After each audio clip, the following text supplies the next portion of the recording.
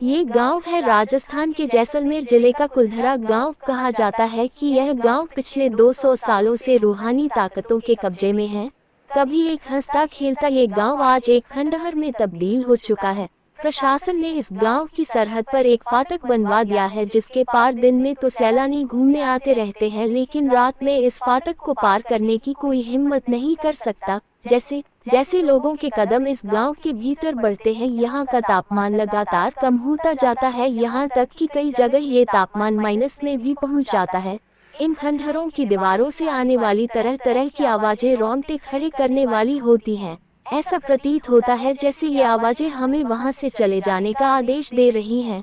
लोग कहते हैं कि इस गांव में भूतों का बसेरा है। पिछले 200 सालों से यह गांव किसी श्राप और बददुआ में फंसा हुआ है। ऐसा कहा जाता है कि गांव का ये वीराना एक दीवान के पाप के कारण है। ये गांव आज तक नहीं बस पाया। उसके पीछे पालीवाल ब्राह्मणों का श्राप है, जो उन्होंने राजा के पाप करने पर दिया था। क्या है इस वीराने की कहानी? आज एक वीरान खंडहरों में तब्दील हो चुका गांव 12वीं शताब्दी में पालीवाल ब्राह्मणों की राजधानी हुआ करता था, जिसकी समृद्धि के चर्चे पूरे राजस्थान में थे। यहाँ की इमारतों की वास्तुकला मन को मोहने वाली हुआ करती थी।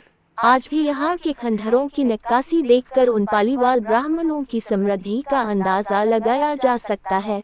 कहा जाता है कि पालीवाल ब्राह्मणों की यह समृद्धि जैसलमेर के दीवान सालेह सिंह को फूटी आंख ना भाए और उसने कुलधरा सहित आसपास के 84 गांवों पर भारी कर ठोक दिया। पालीवाल ब्राह्मणों ने इसका खुलकर विरोध किया, लेकिन अन्याय यही खत्म नहीं हुआ। आया सालेह सिंह की नज़र कुलधरा की एक बहुत ही खूबसूरत लड़की पर पड़ी और वह उसे अपने हरम में लाने के लिए कुलधरा पर जोर देने लगा, लेकिन पालीवाल ब्राह्मणों ने साफ इनकार कर दिया। गुस्साए सालेह सिंह के अत्याचार बढ़ते गए।